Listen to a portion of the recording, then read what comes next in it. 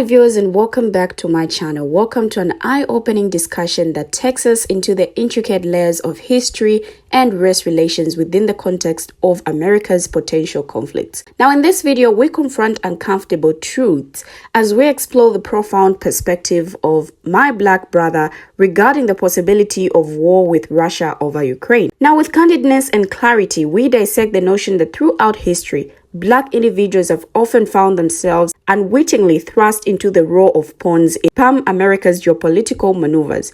So join me as we navigate the complexities of race, power dynamics, and the enduring legacy of exploitation, shedding light on a narrative often overlooked but undeniably significant. Before we get into the video, subscribe and give this video a thumbs up by simply tapping on the like, and be part of the conversation by sharing your thoughts in the comment section down below. Check out this video. Okay, so now that we know that the Messiah is black, we can go ahead and scrap all of these images of the white Jesus, right? Now, if you look at this article, it's saying, is the U.S. going to war with Russia over Ukraine? Now, I want to say this to Caucasian America. If Caucasian America decides on their own that they are going to war with Russia, I can pretty much guarantee that you are not going to have the black help that you've always had in history to save you from your conflicts. As you can note throughout history, that Caucasians don't do good business, and that when they came over here to America to take over land that was already occupied, right? For them to be able to conquer these dark-skinned melanated people, they used other melanated people to aid them into conquering us. Blacks have always been pawns for Caucasians throughout history. When they can't finish the war and get the job done, they call us. They have a history of shitting on us after we've done the job for them.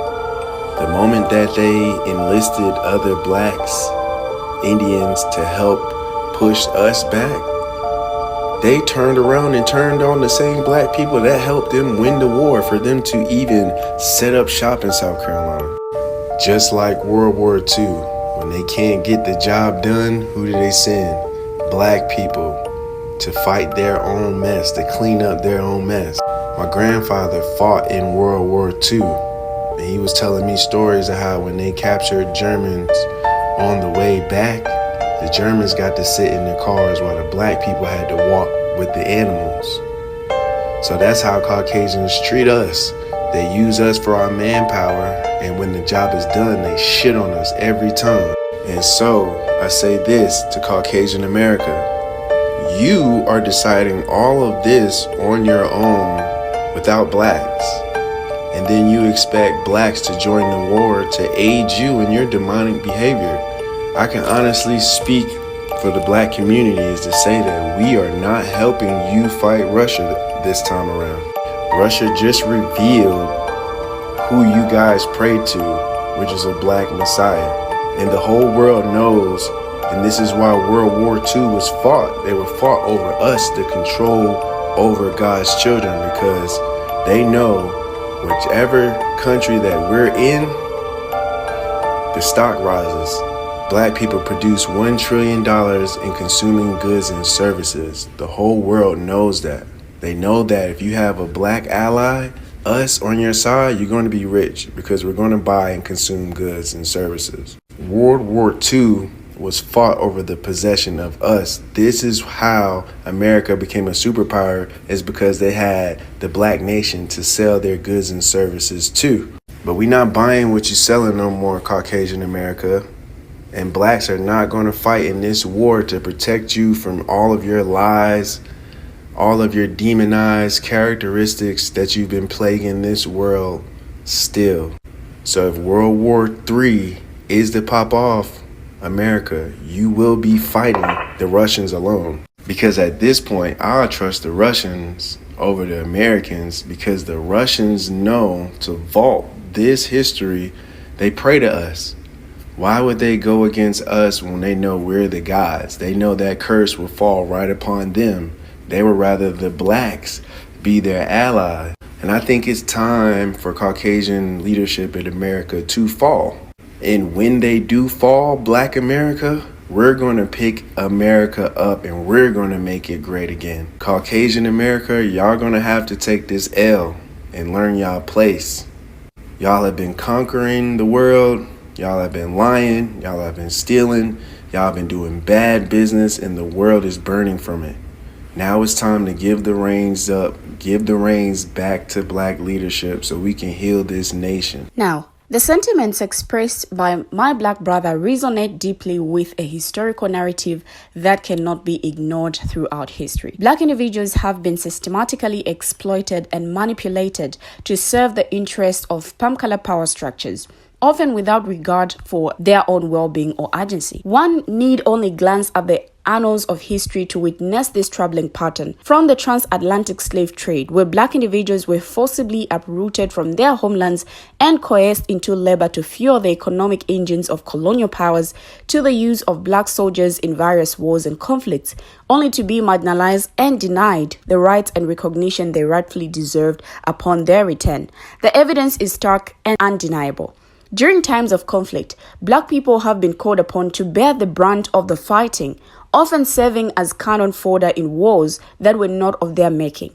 Yet when the dust settles and victory is claimed, they are all too often cast aside, relegated to the margins of society once more. Now, even in the context of America's expansion westward, Black people were exploited as tools of conquest, used by palm-color settlers to subdue indigenous populations and claim land that was not rightfully theirs. This pattern of exploitation and betrayal runs deep in the fabric of American history, serving as a painful reminder of the enduring legacy of archaism and systemic oppression. In light of these historical truths, it is imperative that we confront the uncomfortable realities of America's past and present. We must recognize the agency and humanity of Black people rather than relegating them to the role of disposable pawns in a game of power and domination. While the fight for independence from British rule is often portrayed as a unified struggle, the reality for Black people was far more complex.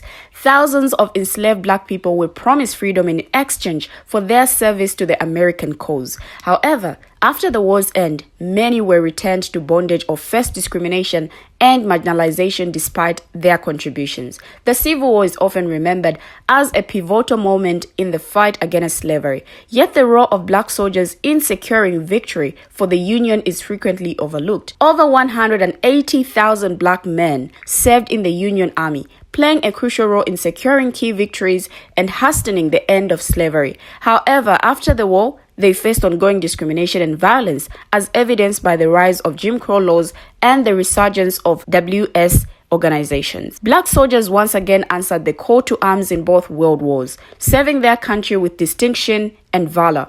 Yet upon returning home, they were met with the harsh reality of segregation and systemic racism. Despite their sacrifices, they were denied equal rights and opportunities, relegated to the back of the bus both literally and metaphorically. The Vietnam War saw a disproportionate number of Black soldiers sent to fight on the front lines. Despite being drafted at higher rates than their palm-color counterparts, they faced discrimination and mistreatment both within the military and upon their return home.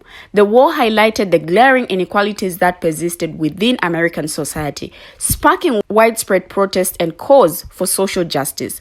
These historical examples serve to underscore the validity of these Black brothers' assertions regarding the exploitation and marginalization of Black individuals in conflicts involving palm-color Americans. From the Revolutionary War to the present day, Black people have been used as pawns in a larger game of power and domination. Their contributions often overlooked or conveniently forgotten. So with that said, I can only support what he's saying to say this time they will be on their own. Share your thoughts in the comment section as well. Let's hear what you have to say about this video. Thank you for watching and see you in my next video.